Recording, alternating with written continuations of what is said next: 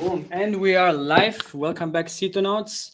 I hope everyone is doing great. As always, today we have another alpha leak in the Cosmos ecosystem, another great new project that's in the works. Let us know if everything works fine with the sound, with the audio, with the visuals. And also share this link to this live stream on Twitter with fellow cosmonauts, because this is very innovative stuff that we're about to hear and brand new stuff that has, I think, never been shared before. So without further ado, I'm going to bring on my guest today. I don't have just one guest. Hello, Mike. I don't have just two guests. Hello, John. Hey. I have three guests.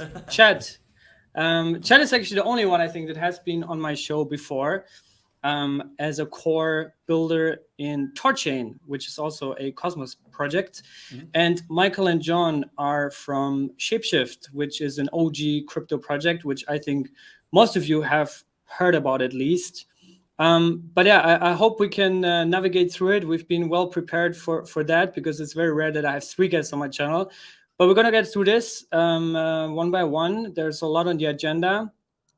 First off, I would like to hear a little bit about the origin story of Arkeo Network. And I think Michael and John, maybe Michael, you can start. Like, sure. What's the original motivation of building Arkeo? And maybe you can also share a little bit of the backstory with Shapeshift, where it comes from, and on-chain proposals and all these kind of things. Yeah, in order to understand the origin of Arkeo, you need to understand the genesis of Shapeshift.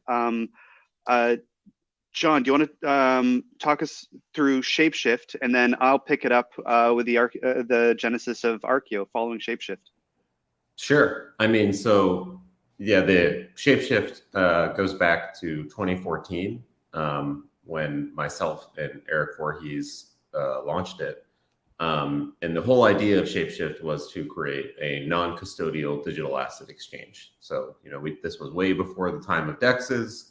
It was before any of that existed. It was kind of the first way that you could just swap one asset to another with your wallet directly, without ever giving up custody, or only giving it up for, you know, a few seconds. And a lot of that came out of the story of Mt. Gox and everything that happened there. And that was one of our big motivations of like, hey, let's create a system by design where this can't happen, where customers cannot lose funds because they're not being held in this way. And the whole idea was, how do we actually use blockchain technology in such a way that we can actually decentralize and disintermediate this trust entirely. Fast forward, you know, through many years, you know, to a few years ago, and Shapeshift decided to decentralize into a DAO in the summer of 2021, so about a year and a half ago now. And as part of that, one of the things we were trying to figure out is like, okay, we're going to decentralize the front end, we're going to decentralize this whole stack, we're going to decentralize the DAO, but how do we decentralize all parts of this stack? And that's kind of what led to the discussions that led to Arkeo. I'll let Michael take that. Yeah. So we knew that we were decentralizing everything. We open source all of Shapeshift's code. We started laying off staff, and we set up the DAO structure with the world's largest airdrop at the time of the Fox token, the governance token for the Shapeshift DAO. And we had plans for decentralizing the front end using technologies like IPFS. We had plans for decentralizing the governance using our Fox token. But when it came to the back end, we were still using a centralized AWS infrastructure. And I knew that we needed to solve this somehow. This kept on gnawing at me and trying to figure out a way to decentralize this. We had reviewed a few different projects that purported to decentralize backends. We had reviewed akash, and unfortunately, it wouldn't work for what we were hoping to achieve at Shapeshift. We reviewed the Pocket network, and that also wouldn't help us achieve the goals that we had at Shapeshift.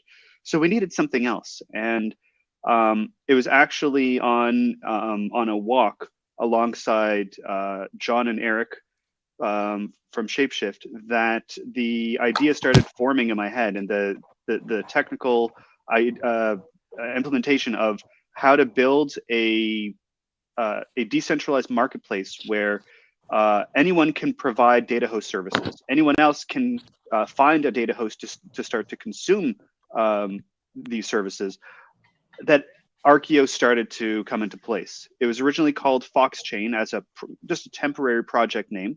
And the Foxchain project, over the course of the next year, it was really fleshed out. A lot of documentation was written to architect the thing.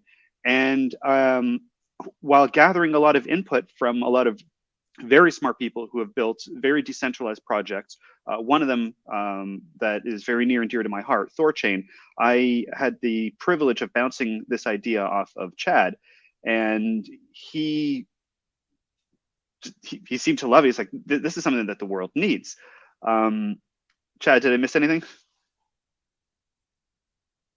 No, I mean, not really. I think the problem that I have with the industry as a whole, right, is that we're not as decentralized as we feel that we are, right? So projects like Aave and Compound, great projects in themselves, and the smart contracts themselves are very much decentralized, but the rest of the stack is highly centralized, and that's the problem, right?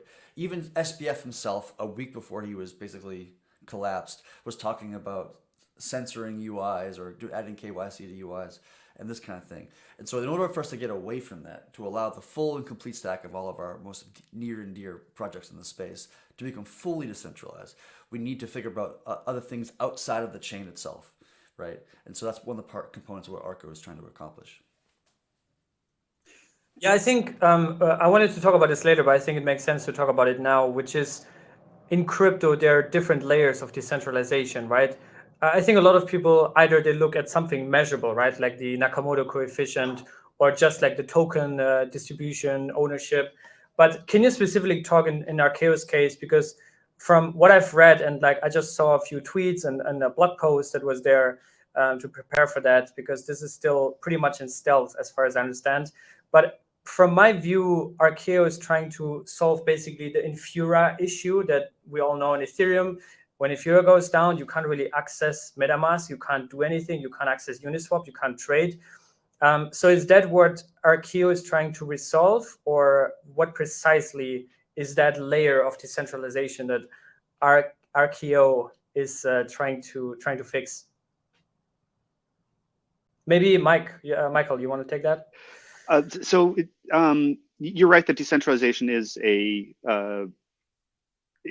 blend. It's a gradient. Every project starts centralized. Even Bitcoin started with the centralized single hashing service by Satoshi Nakamoto himself.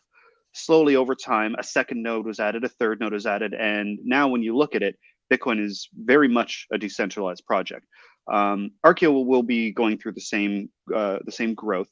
And what's really neat about Arkeo is not only will it end up decentralizing itself as a project, as a way for projects to get blockchain data without relying on centralized infrastructure.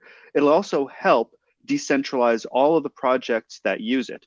If you look at this gradient of this decentralization gradient, if a project is this decentralized while using centralized AWS, once it implements something like Arkeo, it pushes it forward to become even more decentralized. So this project has the ability to help others become more decentralized as well, which is really interesting. I also read somewhere that it somehow contributes to I don't know, decentralization in terms of increasing the Nakamoto coefficient. I think I read it in the proposal. Can you maybe explain how that would work, and like precisely how chains would get more decentralized? Sure. So the Nakamoto coefficient is a term that somebody came up with, naming it after Satoshi Nakamoto, the creator of Bitcoin, for how many nodes you need to control in order to take 51% of the network. For example, in the Bitcoin network, if there are 10 miners only, and all of them have equal hash power, if you control 6 of those 10 miners, you control more than 50. Therefore, it is now under the control of one entity. So the Nakamoto coefficient of that example would be 6. If you have 1,000, then you may need 501 servers out of the 1,000, etc. So with a project like, let me pick on a DeFi project. Let's say Alchemy. Alchemy connects to the Ethereum blockchain and retrieves a variety of data that is needed for users to use Alchemy. If they are pointing to Infuria, then if somebody at Infuria were to start feeding Alchemy bad data, they could own the entire project. They can give people different deposit addresses than the reality, and they can start to alter Alchemy's project.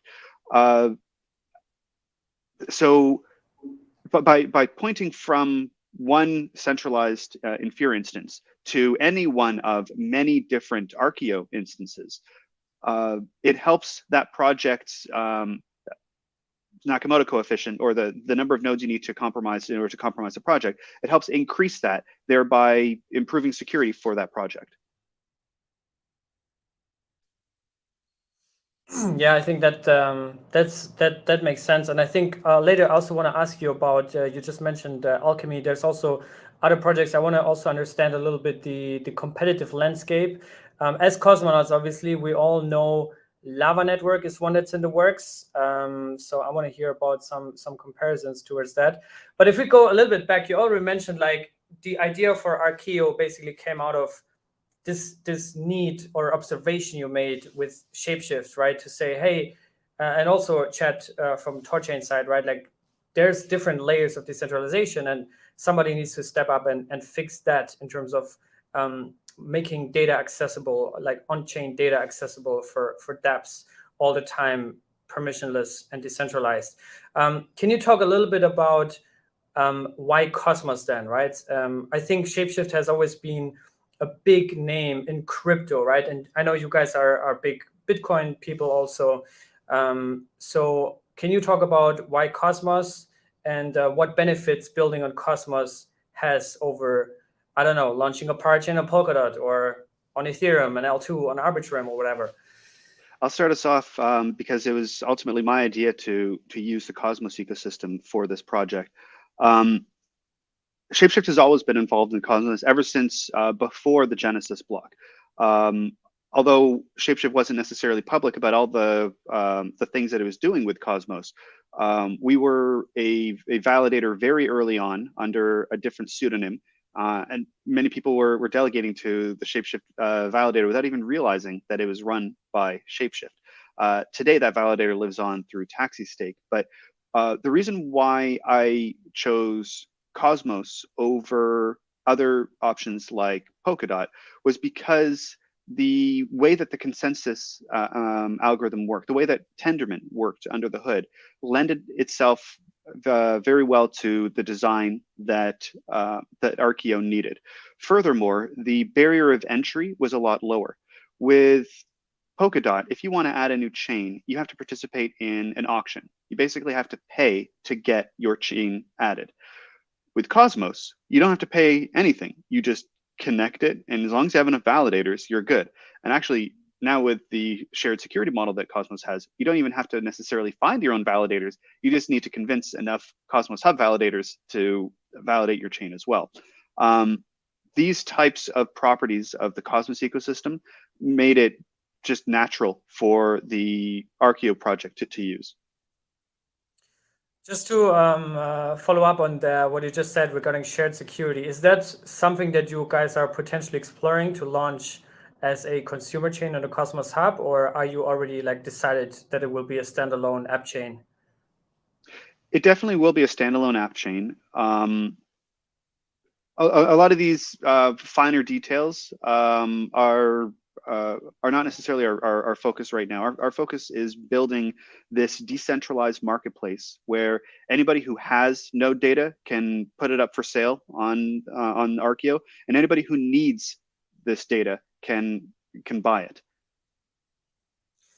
And then, Chad, I had you on a couple of months ago to talk a lot about TorChain, and it's one of the most successful Cosmos chains. So do you have anything to add what Michael said about why Cosmos? And as of my understanding, you're leading engineering at Arkeo now, right? So maybe you can expand a little bit on how you got into that and what precisely you're working on that with Arkeo.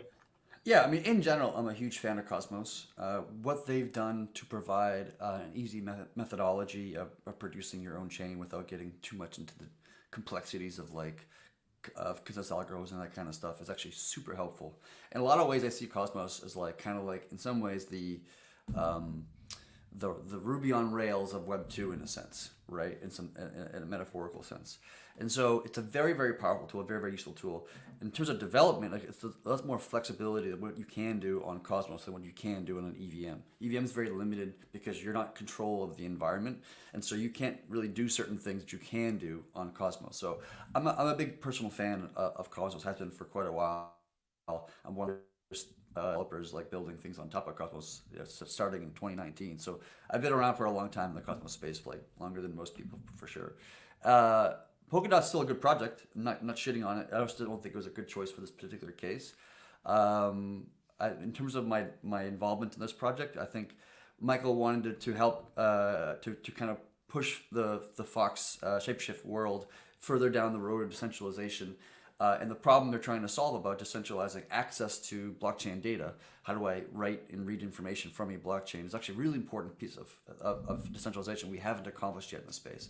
And for me, this is relatively an easier problem to solve. Thorchain is extraordinarily complex and difficult. It took years of research and development to design and build this thing. It's a gargantuan in its technical complexity. This is actually relatively very, very simple. And because of that, we should get this thing out the doors as fast as possible to help other projects, whether they're in Cosmos space, whether they're on Ethereum projects, whether they're Bitcoin things, doesn't matter. All things are the same here, and allow all projects to become more decentralized, both in the way that they interact with their own application, whatever that is. From an engineering perspective, just to follow up on that, you've been building in Cosmos now for many years, right? Thorchain is an L1 that's been around now, stress tested in production. Are there any learnings on the over the past couple of years that you say now, oh man, with Arkeo we can do that, which I would have loved to have done with Thorchain a couple of years ago if I only knew that? Is there anything that you can implement now, having this experience in Cosmos? Yeah, I mean, in the earlier days of Cosmos world, Cosmos wasn't as flexible as it is today, right? It's grown a lot in the last few years. For example, when I built Thorchain starting back in 2019, there was no clean ability to do an upgrade of the network. That's changed since then. There's now an upgrade module in Cosmos SDK. But I built and designed my own update module concept thing that actually works quite effectively. And that allowed us to upgrade the network very quickly and very efficiently without needing to wait every 6 months and call some sort of block height to halt the chain and then do an export, import, all this kind of stuff. You can just smoothly move from one block to the next. And so there's been a lot of changes and improvements in Cosmos over the years, which is great. IBC is another great example of that. IBC is a really useful tool that people within the ecosystem can utilize, another great example. So I'm loving to see more development and more improvement done in the Cosmos space. Some of those things we'll pull upon, like IBC. Some of those things we won't pull upon, like interchain accounts possibly. I don't see necessarily a reason to be using that in this particular use case, but still a very interesting and powerful tool potentially. So yeah, there's been lots of improvements over the years that was great that we didn't have, back in 2019. Michael, you mentioned earlier a little bit about other projects and also how Arkeo plugs into that. More from a competitive landscape perspective, can you talk a little bit about, I guess Infuria is probably the biggest one that's out there. So maybe compare Arkeo with Infuria, and then also for every cosmonaut, Lava Network, right, which is an upcoming Appchain as well, that's in a similar field at least, right? Yeah, no problem. First thing I'll say about these choices is the more choices, the better. Whether some choices are centralized, some choices are decentralized, some use this, some use that. The more choice, the better. This way, any project, they can move wherever they need to move. So it's great that we have so many projects. As for Infuria, one of the biggest differences between Arkeo and Infuria is Infuria is a RPC provider that that works as they're a company that is an RPC provider. You pay the company, you get RPC data.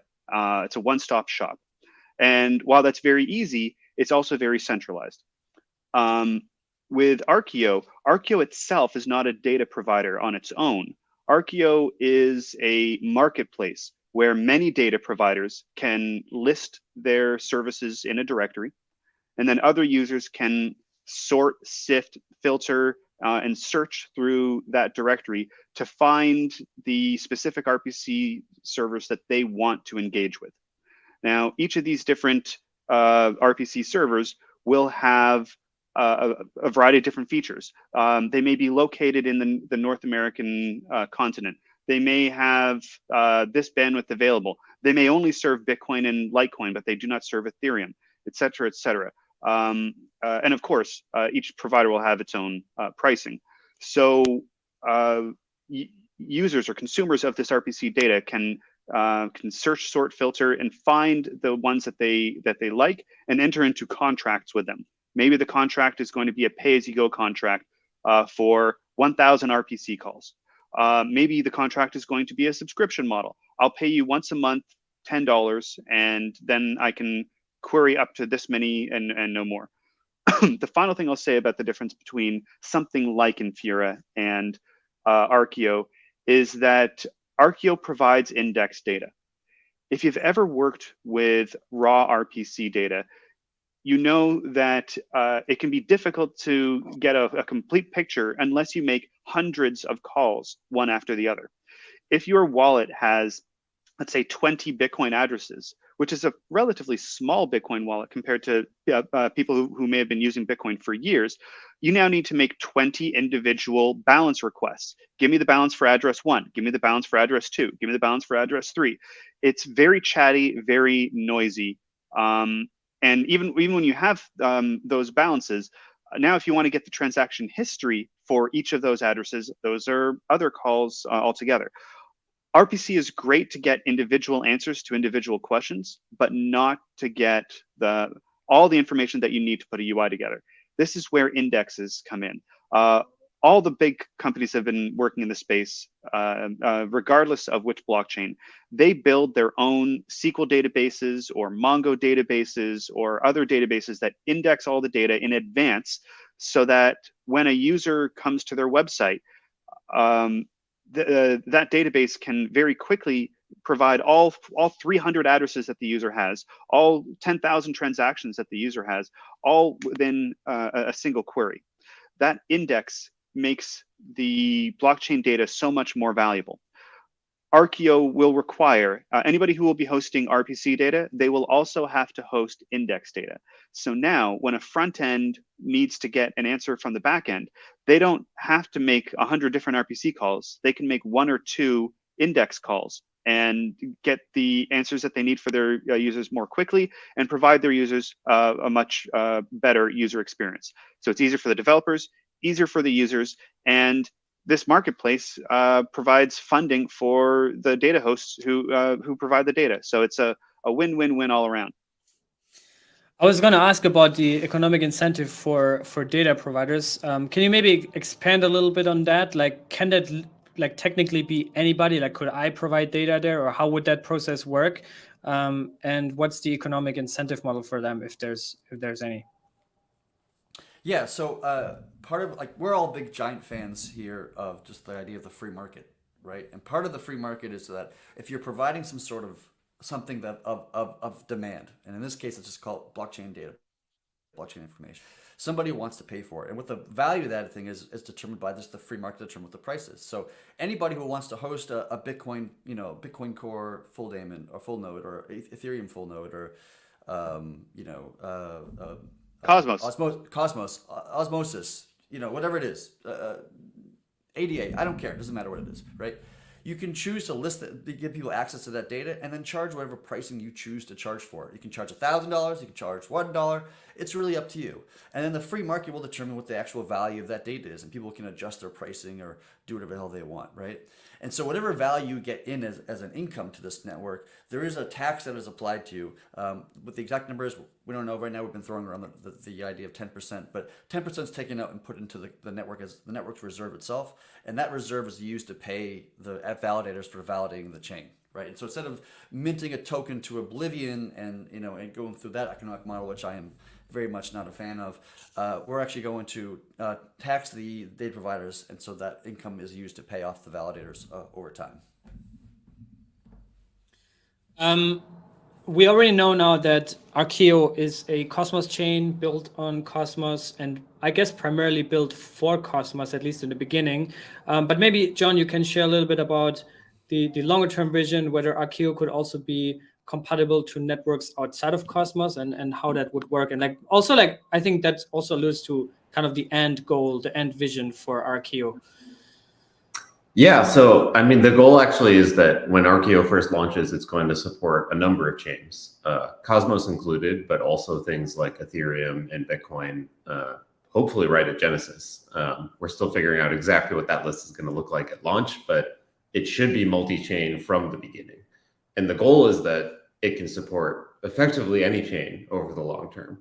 I mean, our hope is that Arkeo becomes a marketplace where any decentralized app can go for whatever blockchain data it needs, no matter if they're using Bitcoin, Ethereum, Cosmos, Polkadot, Solana, whatever over Tethercoin.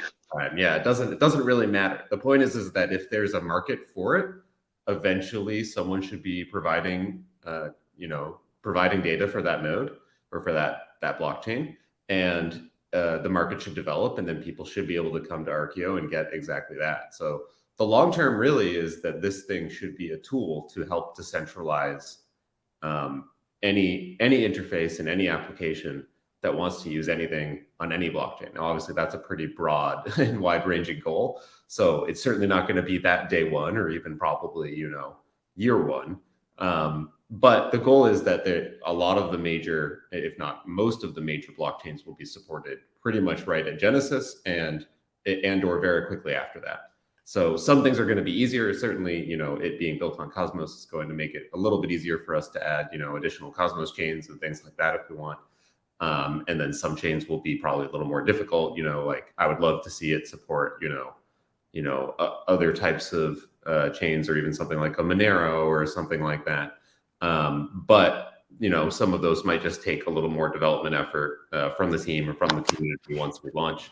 But the goal is really all of these things over the long term. So we're definitely not trying to restrict this to just Cosmos or just Bitcoin or just Ethereum or just some subset. The goal is really, we don't want to restrict anything, and the free market should decide what chains are supported. That's a very good point, John. The fact that Arkeo's vision, one of the core principles from the very beginning when we first started discussing this was that nobody should prevent you from getting information you want. It's like stopping somebody from going to a library to learn, or stopping somebody from going to see a teacher to learn something. When anybody cuts off your access to just information, in my opinion, that's bad. We saw that last summer when some projects began cutting off access to certain data. This goes against the principles of decentralization. And in my opinion, there should never be anybody who has the ability to turn off your access to information.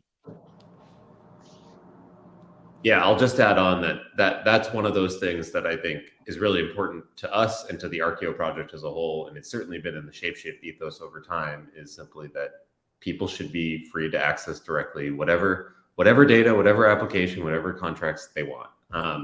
And as part of that, censorship resistance is super important as part of this project. And, some of that censorship that we saw last year was, we already were on this path, but it was just that much more motivation of like, Arkeo needs to be built and we really need to get this thing out the door. I want to talk a bit about and I see in the chat there's a lot of questions and also interactions.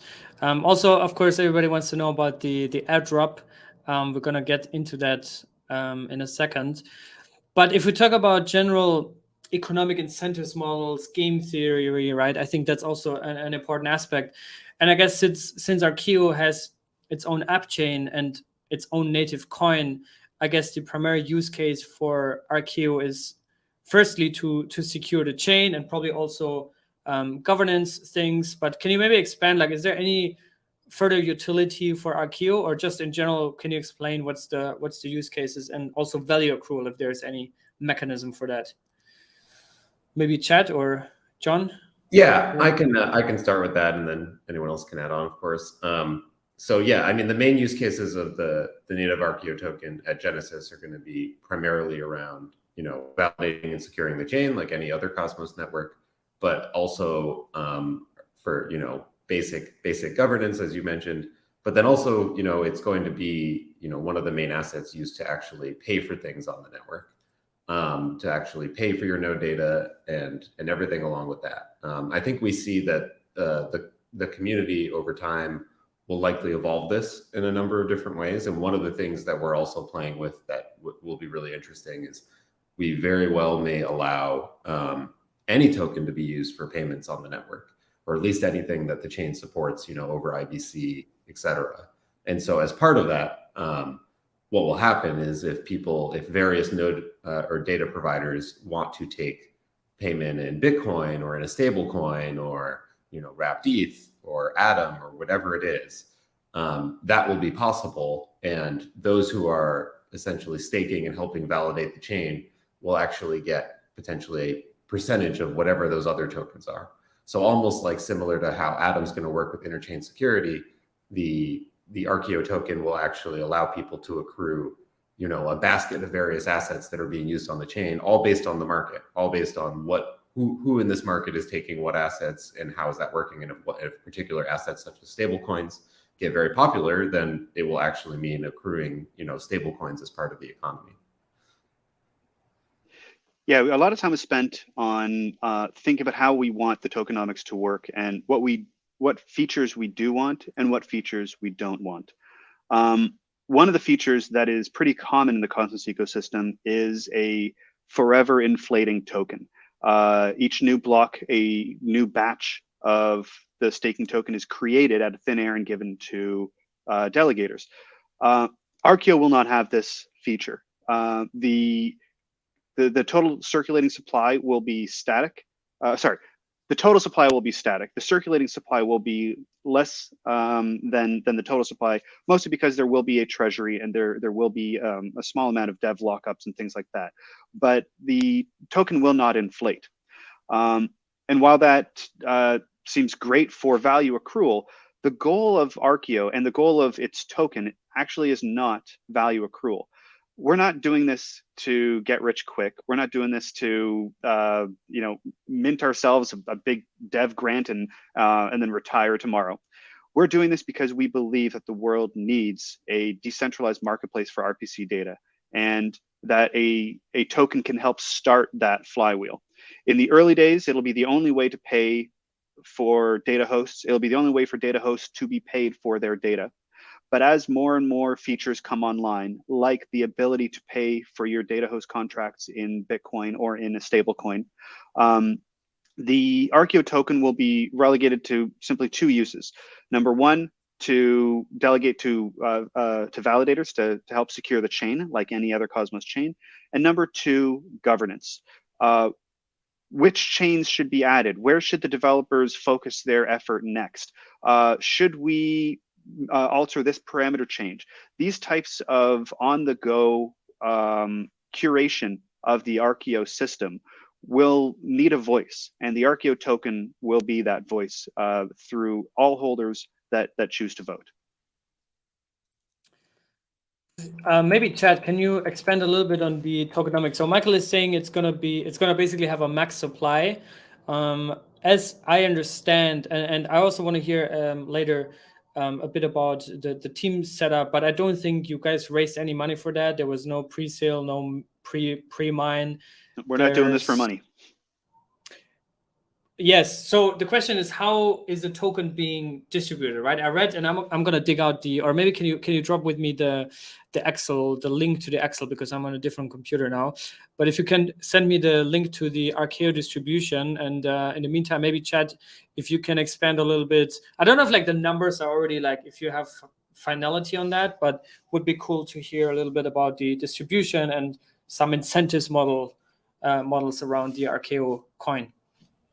I mean, I think either Michael or John are probably better to answer that question than I am, to be honest. Do you have it in front of you, John? The pie graph? Good. Yeah, I just linked it there for you, Cito, if you want to pull that up.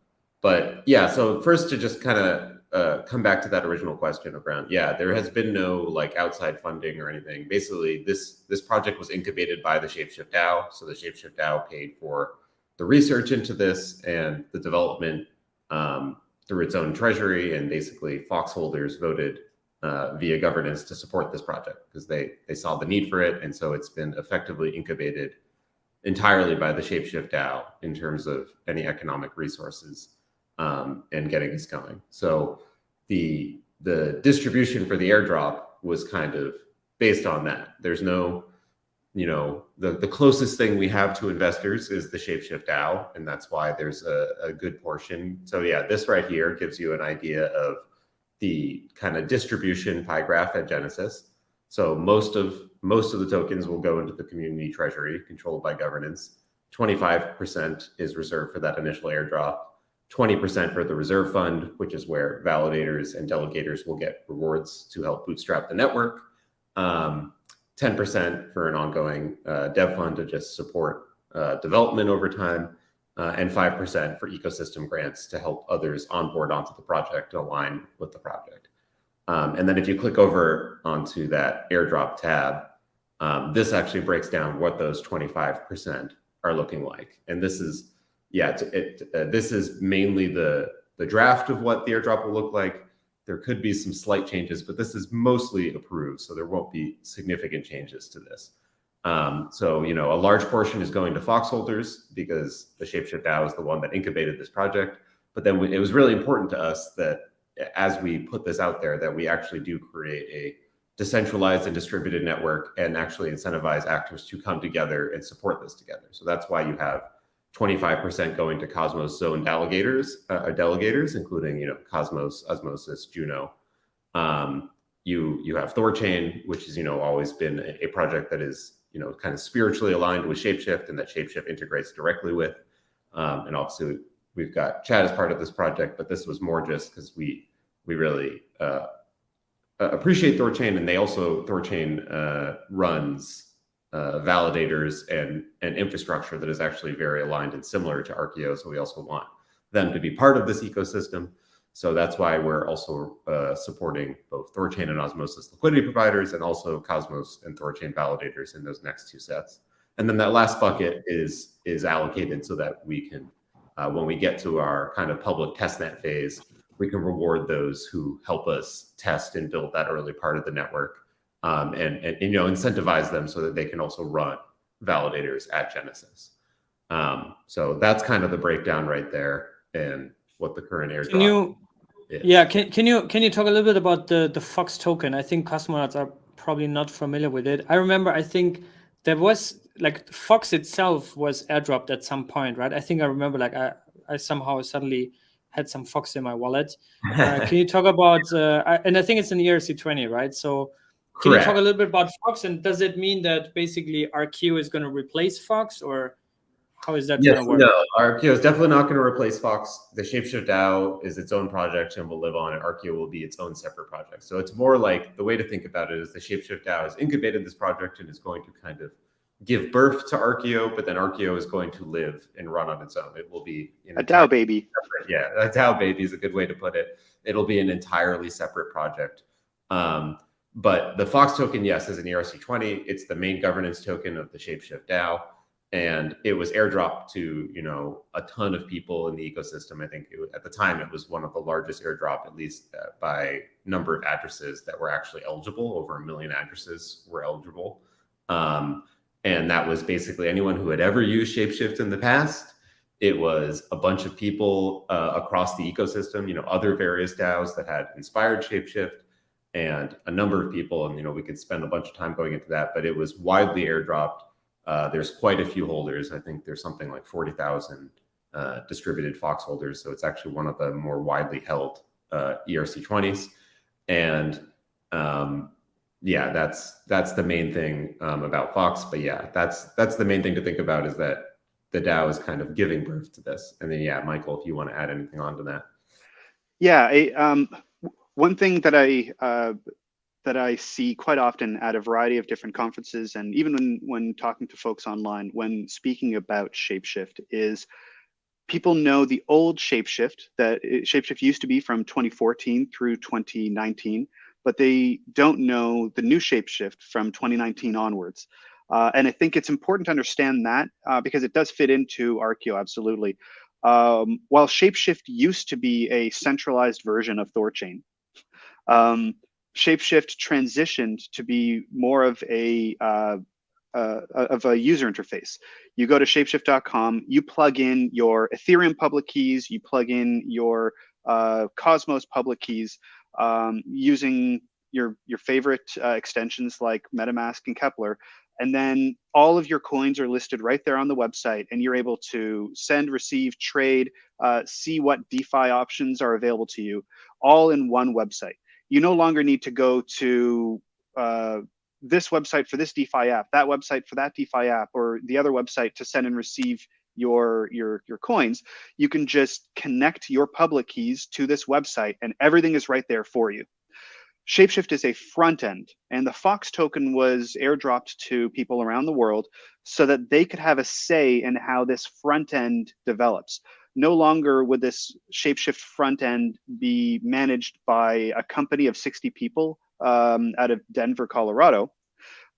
It would be run and decided upon by anybody who has the Fox token.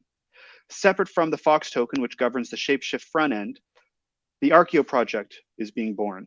And the Arkeo project is all about back-end data. Now, a front end like Shapeshift needs to connect to a back end like Arkeo.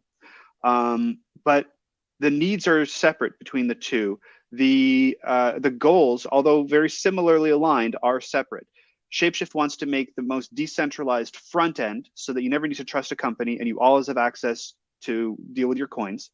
Arkeo wants to make the most decentralized backend possible so that anybody is able to get the data they need to either fulfill the existing interface that they're using or to even build a new interface on top of it, whatever you need the data for.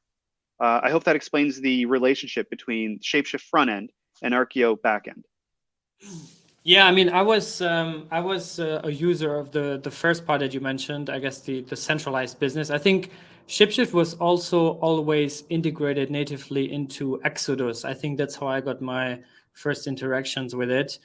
And that's also how I Shapeshift got used to be just a simple swap. So a front end like Exodus could use Shapeshift on the back end to swap. But then Shapeshift transitioned from being a swapper to be just an interface of its own. Yeah, and I don't know if you guys can see my screen right now, but I'm just sharing the site. There's also the Arkeo airdrop, which I have another 1 or 2 questions about that. But what's really cool here is like you were saying, Michael, you can basically connect your wallet here. This is just a demo wallet, but you can connect your wallet here, and you can choose an asset, and I think it will even tell you what sort of yield opportunities you have. I don't know. I think it's under DeFi tab. Yeah. Yes.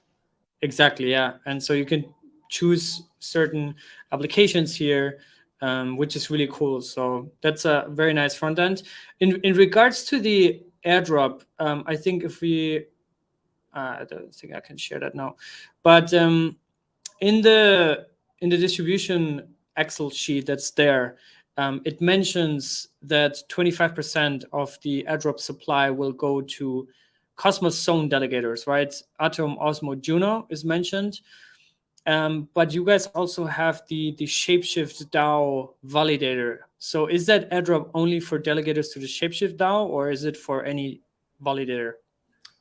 Yeah, it's for any validator. There is, I think, an additional reward that's going to those who help support the Shapeshift DAO validator. So they will get a little bit of a boost in their airdrop, but anyone delegating to any validator will get the airdrop. So Cryptocito delegators are fine, right? Cryptocito absolutely fine. Yes. Good news. Amazing. Okay. I think I think I didn't drop it yet, but I'm gonna drop the Excel Oh, sheet. now you just dropped it. Yeah, I'll take my mic now. But I'm getting wrecked here today. But I'm gonna share the link to the Arkeo Airdrop plus tokenomics or token distribution. So everybody can check that out. Also see if you guys want to become part of the Shapeshift DAO. When I read the post, I saw like it's quite a lively community and feedback on the forum, which is very Cosmos-like, right? I'm sure you guys always follow the drama that's happening in Cosmos. I don't know how that is on the Shapeshift DAO world, but in the rest of Cosmos, it's getting pretty dramatic sometimes. But it also shows it's alive, right? And I think in the end of the day, if you have a DAO, it's better to have an active community that sometimes has drama instead of having zero, discussions because people don't care. So anyways, I think we have one or two more questions. And then if there's any question from the audience, you can also feel free to drop it in the chat. But yeah, maybe Chad, you want to take that. What's the current state of the development, and how could someone like Cryptocito, for example, become a validator? How is that validator onboarding working? Yeah, the development it's actually pretty far down the road. The original fully functioning backend side of it took about 30 days to build, which wasn't that hard. We've already gone through a first round of testing of the system, which we found a few bugs and obviously patched. The next phase is to do a second round of testing. There may be some kind of small changes between now and then, but for the most part, the code is actually quite ready. And at this point, it's just more testing, validation, kind of iron out the details with the airdrop, all that kind of stuff. Validators will probably be done the same way as any other Cosmos chain for the most part. You just got to bond up with some RKO token and then become a validator of the network, just not too dissimilar from other networks. There's no churn. It has a churn system, which is completely different, so we don't need to use that here. But yeah, that's it in a nutshell. It's actually quite far down the road. Yeah, I just got entirely wrecked with my sound, but I heard literally the last two sentences. But I hope everyone else heard it. But I'm back now, luckily. But yeah, so in terms of mainnet launch, can you share a little bit about when I think I read on Twitter somebody was saying Q2 sometimes, which is technically next quarter, within the next 3 months. Is that realistic, or how far are we away from mainnet? I mean, I'd say so. I mean, if we really wanted to, we could probably launch this thing in the next 2 weeks. If we wanted to push the envelope here. That's not the plan, of course. We got more. We want to do more valid kind of stuff. But probably the next Q2 makes the most sense to me in terms of when it'll be launched, assuming that the testing and validation goes pretty smoothly. Nice. Michael, anything to add to that? Just to add that the airdrop that we're going to be performing is not going to be using a single snapshot from a single day. We're going to be using a few different snapshots over a few different time periods. I mentioned this because I know that a lot of people in the audience are probably champing at the bit, trying to figure out when they should be holding their Fox tokens in order to maximize the rewards that they are getting. And the good news is, because it is a rolling snapshot, you don't need to worry about holding it on a specific day. But take a look at who the airdrop is going to. Again, the Shapeshift DAO members are getting the lion's share of the airdrop because they're the ones who funded this instead of VCs. So holding Fox is a great way to get a big portion of the airdrop, but also the other tokens that are mentioned in that list as well, including Rune, the native token for Thorchain, Atom, the native token for Cosmos Hub, Osmo and Juno for Osmosis and Juno. Keep hodling. Keep hodling, no financial advice. There we go. Before we get into questions, gentlemen, did I forget anything? Is there anything important from your side that you think we should cover or mention, or did we do good so far? Sounds good. I don't see anyone unmuted. Or John, you want to add something? Yeah, well, I think we've done pretty good so far. I think, as we've kind of said, the thing to just try to drive home is that Arkeo is really a solution to help decentralize this really important layer of the Web3 stack. And just for people, I think that the world, especially last year, woke up to this need. I think many of us in the industry already knew about this problem, especially in relations to like the Infurias and the Alchemy of the world, which are great products, but heavily centralized, and just this need for this decentralized stack as part of this layer, actually giving people blockchain data in a more decentralized fashion. I think is super important, and that's why we're all on this mission. There you go. Yeah, I also think we did really good. Also, Michael, I think you were right. It went really smooth because I was a little bit panicking that with 3 guests, it's going to be a little bit chaotic, but I think it went very, very smooth. Let's go through some of the comments and questions. We got Galatasaray CA, very loyal Citonaut. We got Chad Turo, the Torchain crew is also in the house. Exciting times. There we go. One kind of fascinating thing from token economics, just to kind of throw some interesting out there, is that because the network is charging a tax on the income that the data providers make to help build the reserve fund, which right now is being airdropped like 20%, right, according to the airdrop. So because that 10% is being put into that system, and there's an output that's being put into the validators and that kind of stuff to pay for the network itself. If the income of that reserve is exceeding the output, if the income it's making is more than what validators are getting paid, you now become a deflationary asset, right? This probably won't happen on day one. I almost guarantee it won't happen on day one. But with the growth and adoption of this network, it's theoretically and mathematically possible, and arguably maybe even probable, that at some point in time, the Arkeo token becomes deflationary by nature rather than inflationary, which is what most Cosmos tokens behave like. Not financial advice. No, I don't mean that as financial advice. I just mean that as an interesting and different token design of this. Yeah, we are doing things a little bit differently than standard Cosmos. But as a question on that, if there's no inflation, actually, like how is I guess you already mentioned it earlier, because the goal is also for validators, I guess, to have some sort of revenue share, because if not, it will basically run out of its security budget, right? In the early days, the real big treasury, the real big buckets that are going to the protocol, those are going to be used to fund validators in the earlier days. But over time, it'll transition away from that to a slice of every payment that is made on the Arkeo network. A slice of that payment will be going to the validators instead. And we also mentioned that we're going to be opening it up to different tokens in the future.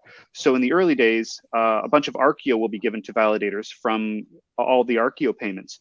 But in the future, when we have Bitcoin payments, USDC payments, and other stablecoin payments, being a validator on the Arkeo network will accrue all these different tokens that are being used by everybody around the blockchain for these payments. So you're unlike most validators in the Cosmos ecosystem, where you only make the staking token, with Arkeo in the future, you will be making a variety of tokens.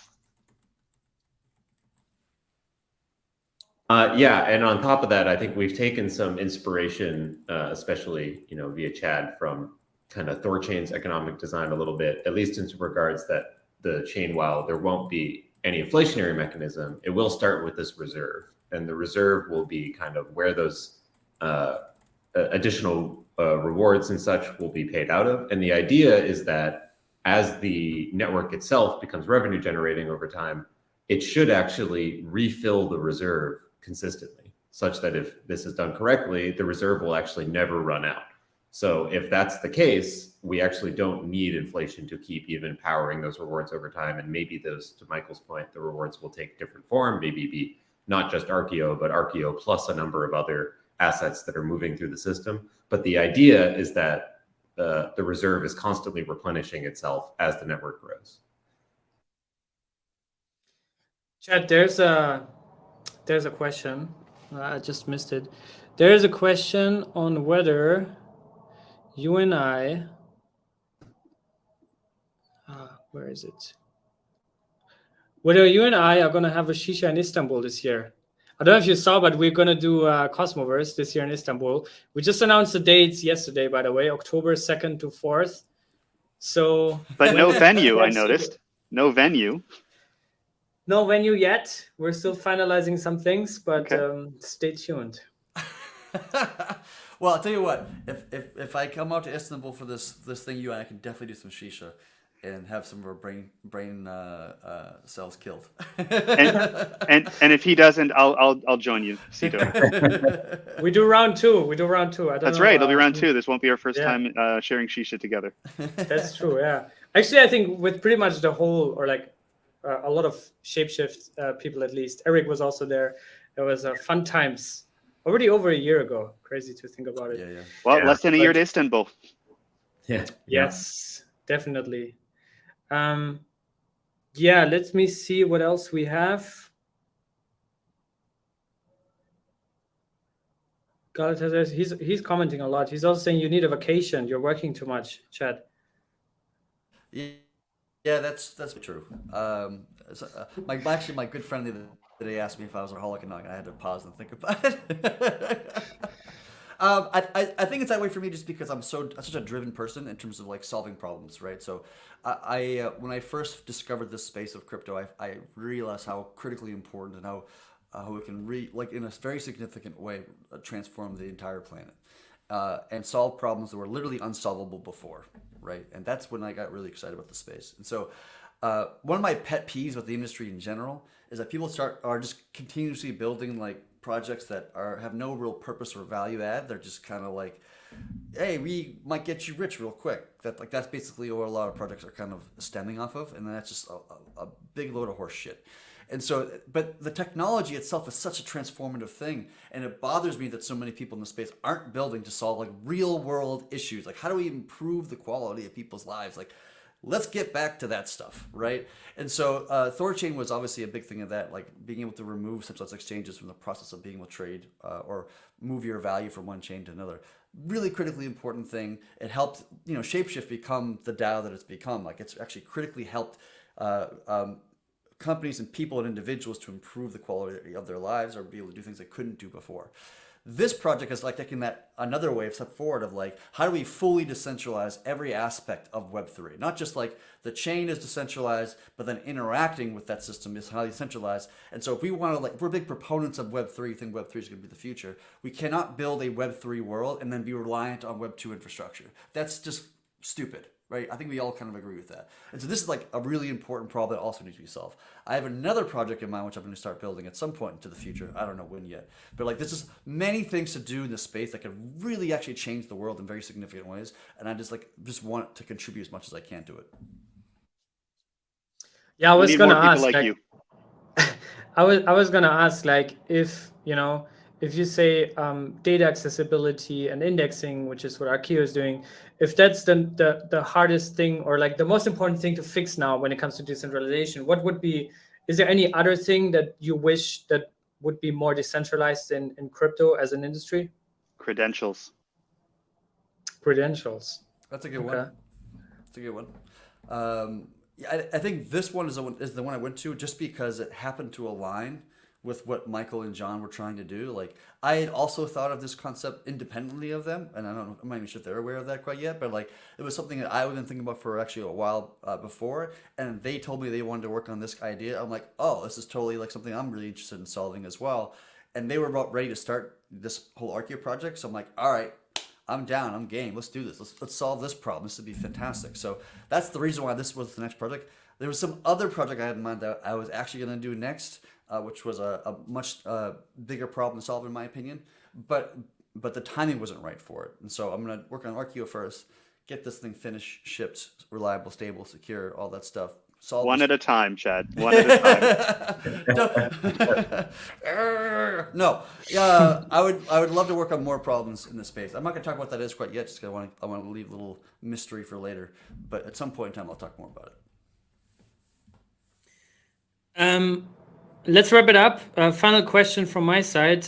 What's the next couple of weeks gonna look like? You said jokingly that you could launch mainnet within the next 2 weeks, but what are the current steps? Like, what are the main challenges for you? It sounds like the tech mostly is ready, but I think in terms of other things, maybe also in the ecosystem, raising awareness. Like, what are some of the things that you guys are busy working on right now in the next immediate short term?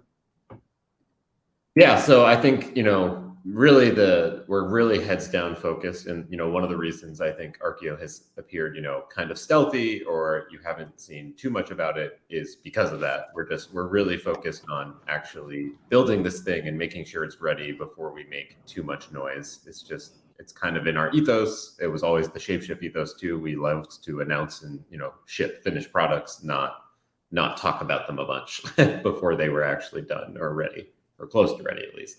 So Arkeo is something similar. We're really just heads down. We're trying to get through the next few phases of testing. At some point, I don't know, probably not in the next 2 weeks, but soon we will announce a public testnet. That will be, I think, the first sign that we're actually getting pretty close to mainnet. And then obviously once we get through public testnet, then mainnet will be the next step. So that's what we're really focusing on. Probably when we get to public testnet, we'll start publishing a lot more information about what it is. We'll open up the Arkeo Discord. We'll start allowing that community to self-organize and grow. And you can find the current Arkeo Twitter if you want to follow along, which is Arkeo Network on Twitter. And see some of it. Even that account has been relatively quiet so far. But we'll start making a bit more noise as we get closer to public testnet and actual launch. Yeah, I'm finding the link right now. Arkeo Network currently has over 3,000 followers, so I think it's doing pretty well for the amount for the fact that you haven't really pushed it hard. And we already have some copycats, so double check the spelling and make sure it's the real there one. We go. Yeah. The Arkeo Network. There we go. Chad, final question to you. In terms of Thorchain, that's a project after our interview, especially a couple of months ago, yep. I'm really, really excited about it. I've played around with it a little bit, yep. But just, for me, I'm just losing oversight at this point with Cosmos. There's so much stuff going on. Yep. So what's the hottest and latest with Thorchain? And what's going on in the Thorchain world? From a fundamentals perspective, this project is doing actually extremely well. We've been landing integrations left and right. Trust Wallet is probably the biggest one. So now when you trade on Trust Wallet, you're actually trading with Thorchain, for example. We launched a major feature called Savers, which allows anybody to get yield on a single asset. So you can literally put in some Bitcoin, earn some Bitcoin in your Bitcoin. There's no IL, there's no impermanent loss. It's just number go up in a literal sense, with the exception of payments that you go in and payments when you get out, like when you enter the system, when you leave the system. But it's quite remarkable. We've never seen that in crypto history. We've only been able to get Bitcoin yield via BlockFi or Celsius and one of these guys, that they're all kind of gone extinct like the dinosaurs. But now you can actually do that literally on Thorchain. Right now the yield is I think between 3 or 4%, which is actually pretty incredible. And then the last thing I'll kind of mention real quickly is that we actually got lending working on our StageNet. So we have a new lending protocol. We could do an entire episode in this thing. Invite me back. We can do this again if you want to. But the new lending protocol we're launching on Thorchain is absolutely incredible. It is 0% fixed rate interest, no liquidations at all, and no expiration on your loans. I mean, that has never been done in the TradFi, CFi, or DeFi land at all, ever. And we're doing it across chain with every major asset. That is an absolutely incredible concept. So when this thing lands in a few months, it's just going to make everything else look like antiquated overnight. Love your passion. The only thing for cosmonauts is obviously the question, when IBC? Yeah, actually, I had a meeting yesterday in person with Sunny here in New York City. And that's one of the topics we actually talked about.